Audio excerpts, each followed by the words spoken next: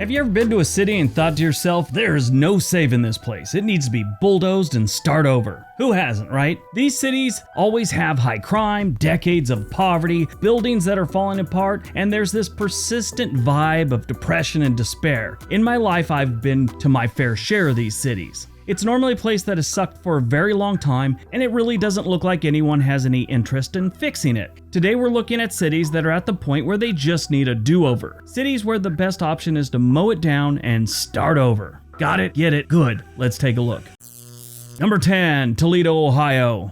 Toledo, Ohio sits about an hour south of Detroit on Lake Erie, right on the Michigan-Ohio border. This is a place that's known for the cross-dressing soldier Max Klinger, a baseball team called the Mud Hens, and not resurfacing their streets too often. It's been a few years since I've been there, but I've been there like 3 times, and each time the roads were just horrible. My main problem with their roads, I guess, is their inability to understand that manhole covers are supposed to be flush with the rest of the street. That's not how they roll in Toledo. They want a manhole cover that sticks 2 or 3 inches off the road, just so you know it's there. Toledo is a Rust Belt city and a Rust Belt state that at one point made a lot of cars. These days they still make some car parts and some cars, like the Jeep, that's still made there, but they also make a lot of crime. Not the Jeep plant, just the people that hang out around the city. They have a total crime rate that's 66% above the national average, and their violent crime rate is 159% above the national average. Their employment numbers are horrible, their schools don't get good grades according to area vibes. The only good thing is they got a pretty low cost of living.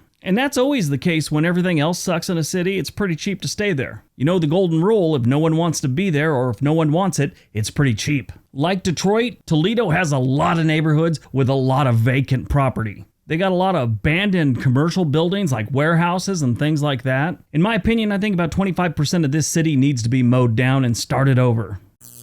Number 9, Bakersfield, California. Bakersfield gets on this list for a few different things. One, it's the air quality. It's horrible. This is the type of air quality that you could actually feel yourself getting lung cancer. I grew up in Southern California, a good distance from Bakersfield, but it was known to have a certain level of suckage that I didn't want to be involved in. They have a total crime rate that's 94% above the national average, and their violent crime rate's 33% above the national average. Now here's where they shine. Their property crime, that's about 125% above the national average. I'm sure you're asking yourself, why is that, Briggs? Well, it's the employment numbers. They don't make a lot of money and they don't have a lot of jobs. Area vibes give their schools a big fat F as well. Bakersfield is another city that I think could benefit from bulldozing about 25% of the city.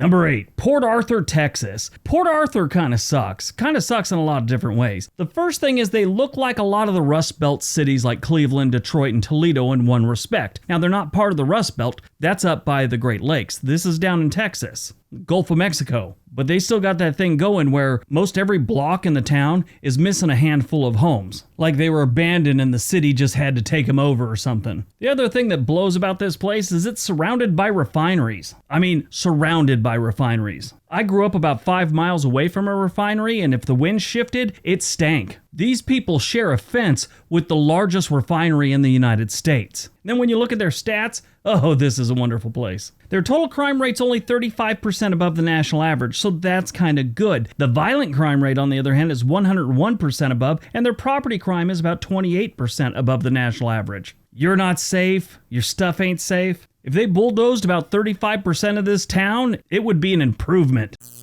Number 7, Albany, Georgia. Albany, Georgia has some fun things going for it. Number 1, about 40% of their population lives below the poverty line. That's not good. When the national average is about 11% and you're rocking almost 40%, yeah, you're not doing great. Albany sits about an hour and a half, hour and 45 minutes north of Tallahassee, Florida. They've got a brewery and a university. Albany State University is there. And I think if they're not teaching kids how to find jobs out of town and rent a U-Haul, it's criminal. Buckle up for their stats. Their overall crime is 161% above the national average. Their violent crime rate is 345% above the national average. And their property crime is 125% above the national average. About 35% of this town probably needs to be bulldozed.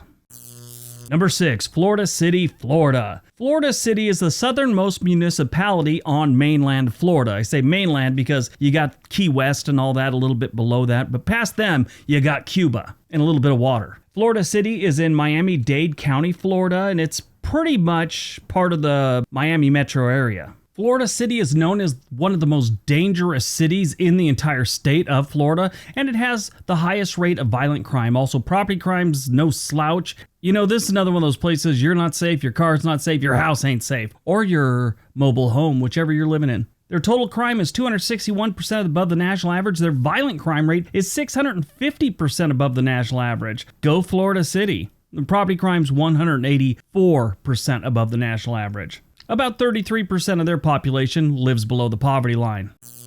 Number 5, Memphis, Tennessee. Memphis has been coming up a lot on this channel lately. We've done some Tennessee videos and then some violent crime videos. And when you got violent crime, yeah, Memphis shows up like every day. They're like the norm from Cheers when it comes to dangerous city lists. Memphis isn't all bad. That's why it's not lower on the list. I mean, they got Beale Street, they've got some good history. They're just extremely dangerous, and they got a good amount of poverty in half of the city. But the total crime rate there is 237% above the national average. Their violent crime rate is 506% above the national average, and your stuff ain't safe here either. It's 184% above the national average. You will get your rent-a-car broken into if you visit Memphis and leave your car unattended. The odds are better than blackjack. I think it might be okay if about 35% of this city was given back to the Mississippi River.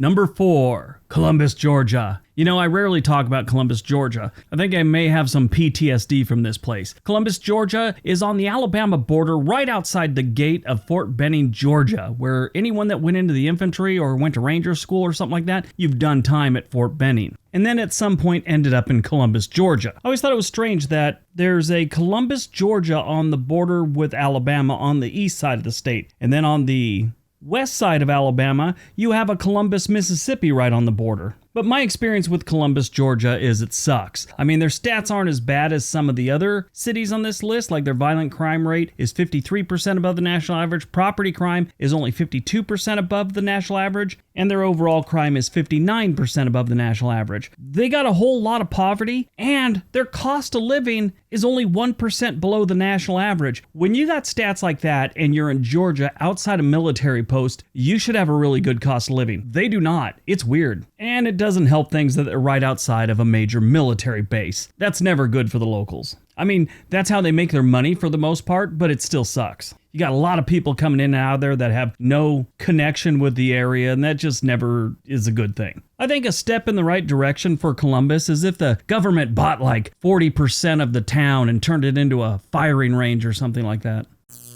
Number 3, Baton Rouge, Louisiana. Now, if you don't know, Baton Rouge, Louisiana is one of the most violent cities in the United States. Not a lot of people know this. All the focus is on New Orleans whenever you're talking about Louisiana. But Baton Rouge is on the Mississippi River, and it is the capital of Louisiana. It has a population of almost 230,000 residents, with the whole metro area having about 870,000. And most of those people have a 1 in 20 chance of being the victim of a crime every single year. All their crime stats are pretty much in the same area. Their overall crime rate is 146% above the national average, violent crime rate 145 above the national average, and property crime is 146 above the national average. Bravo, Baton Rouge! This is a great place to go if you're not sure if you want to be shot or stabbed. The locals will figure it out for you. This is another city that has the pleasure of having a refinery within its city limits. I think they'd be doing good if they could, find a way to get rid of about 45% of this place.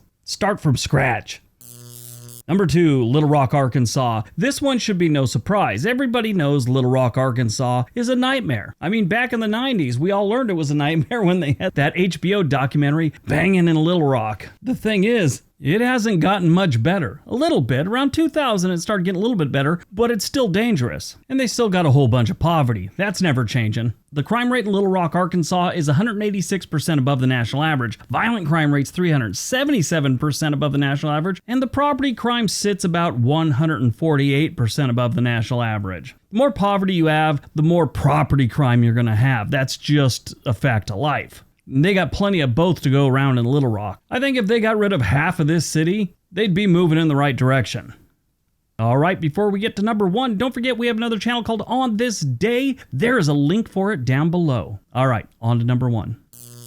And number 1, East St. Louis. East St. Louis is a nightmare. A complete nightmare. This place is so bad, if you mistakenly get off the interstate, they have a safety thing where you can get right back on. Here it is, look at that. Ooh, that looks affordable. East St. Louis is kind of strange. It's known as one of the most violent cities in the United States, but it is severely underreported. Here's their stats.